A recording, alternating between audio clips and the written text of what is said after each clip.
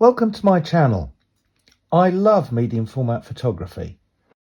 Some of the more fun films, such as Lomo Color Negative, have lovely colours for portraits, but unfortunately resolve golf ball size grain on 35mm. A nice big square 1:0 negative allows you to enjoy those film characteristics without having to worry about grain. If you use the premium films, such as Kodak's Ektar or Ilford's black and white films, then the images are almost digital in quality. The last medium format camera that I reviewed was the Hasselblad 500cm. It's a lovely camera, but it wasn't for me. Now, I've always wanted a Rolleiflex, and after selling the Hasselblad I had money in my pocket. Miriam found a great offer on eBay in really minty condition, so I ended up with the Rolleiflex 3.5T. It looks beautiful and is based on a design from the 1930s. This particular model was manufactured between 1958 and 1976. I found this site that allows you to date your Rolleiflex according to its serial number. The serial number can be found just below the taking lens. The T version was slightly cheaper and is apparently less robust. However, my camera has been around for more than half a century and is still going strong. So how does a twin lens reflex work? You have two similar lenses with the same field of view, one above the other. The top one doesn't have a changeable aperture or shutter. It's used for focusing only on a ground glass screen. The lower lens has a shutter and an adjustable aperture. This knob at the side is used to focus the lens, and it moves the lens block back and forth. Focusing moves both lenses together, so you can look through the top one to focus and the bottom one exposes the film. The two lenses are a couple of inches apart, so you don't see exactly the same image through both lenses. The difference between the viewing and the taking lens is often referred to as parallax. Rolleiflexes have a brilliant solution to this. Looking through the viewfinder, can you see the grid lines moving as the camera focuses closer? This is correcting for the difference between the viewing and taking lenses by shifting the field of view in the viewfinder. The viewfinder is accessed by flipping open the cover. There is also a magnifying lens that flips up. When you use the magnifier, you will find focusing much easier. I replaced the original focusing screen. The standard screen it comes with is absolutely fine on the camera I purchased, but I bought a snazzy modern replacement which gives a brighter viewing image and which really snaps into focus. You may find with some instances of TLR cameras, if they haven't been very well looked after, the screen has deteriorated so much that it's barely usable. All is not lost, as you can contact brightscreen.com at the link below in the description. Changing the screen is super simple. They attach instructions for every screen they sell. It took me a couple of minutes to swap the new one in. You can also use the Sports Finder if you want to take pictures at eye level. Open up the viewfinder, push up the magnifier, then push through this part here so that it hooks, and that's your Sports Finder.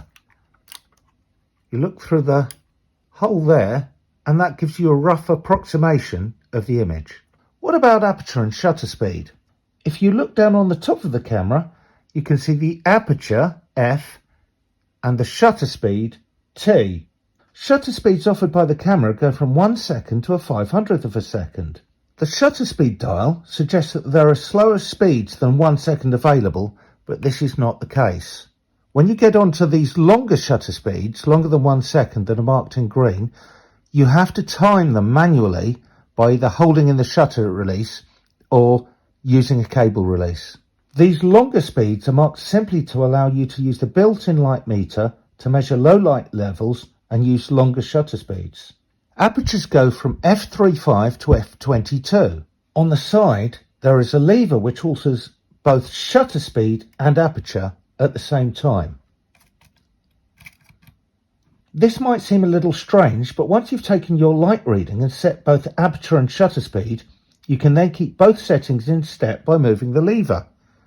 So 125th at 5.6 is the same as a 250th at f4, which is the same as a 15th at f/16. So you can adjust your depth of field for a portrait or a landscape without having to worry about altering the shutter speed to compensate. The synchronization of shutter speed and aperture also relates to the built-in light meter. The meter cell is below the Rolleiflex logo. It's a selenium cell which doesn't require a battery.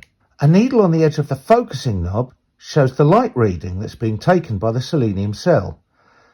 Match up the red needle with that black needle and you have your exposure value.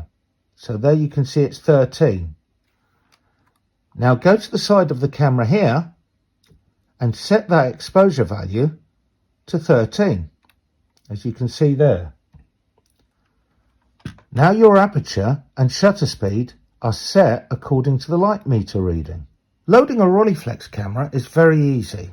You need to use these knobs here on the side and this catch. Move the catch round, lift that opens the camera. This knob allows you to remove the old spool and move it round to there, to where you're going to wind it onto. This red mark is very important. You use that to line up the arrows on the film. Take your new film and put it in this way round. Keep it tight so you don't get any light leaks. Put the end tab in the spool at the top that you've just moved round. Now use the wind on lever to pull the film through, keeping it tight as you do so.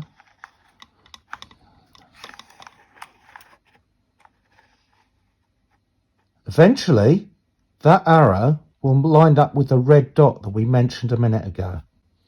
Now close the back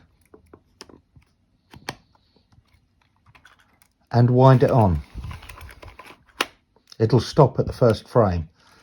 Moving back cocks the shutter, allowing you to take the picture. So now you have a clear movement when you wind on the film and then cock the shutter.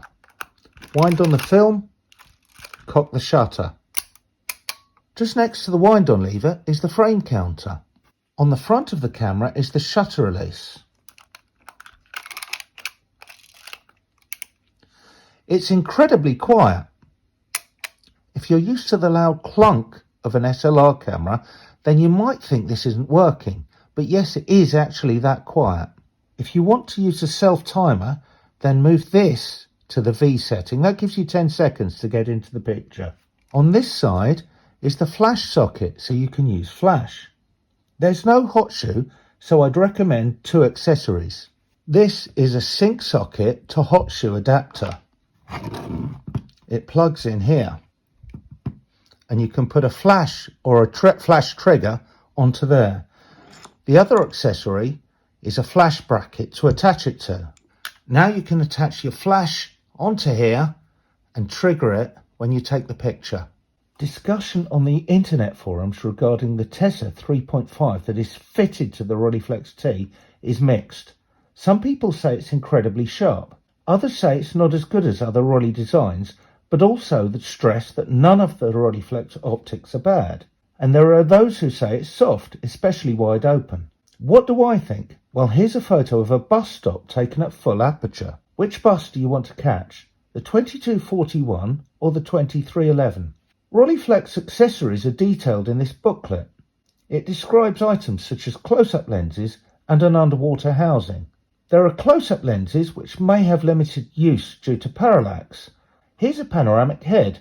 Remember, there was no such thing as Photoshop to stitch images together when this was made, so I'm not sure what people did with the results. You can buy the slick-looking mirrored lens cap if you wish. However, these are around £50 second-hand on eBay. Twin lens reflexes are great because instead of a rangefinder or sports finder, you're viewing what is being exposed onto the film within the boundaries of parallax correction. Focusing is very precise with a Fresnel and split screen. You've got a wonderfully sharp Tessa lens and a great big negative, so the quality of your pictures will be exceptional compared to 35mm. But the big plus of a TLR over a medium format SLR is the size. I can pop it in my bag and take it anywhere. Also, Rolleiflexes are all mechanical, so getting them repaired is not a problem. What disadvantages are there? Rolleiflex pictures are unique in that they are shot from a slightly lower viewpoint due to looking down into the viewfinder, and the taking lens being another couple of inches below the viewing lens. This can be awkward to overcome unless you contort yourself a little. I don't personally find the sports finder useful due to a lack of ability to focus, but there are two accessories in the manual I mentioned earlier. There's a prism finder that's about £150 on eBay, or there's the Rolleimeter, which is a rangefinder that works with the sports finder. Overall, I've now found a medium format camera that gives great quality and I can take it anywhere. I can't recommend the Rolleiflex highly enough. I hope you enjoyed this video. Don't forget to like and subscribe.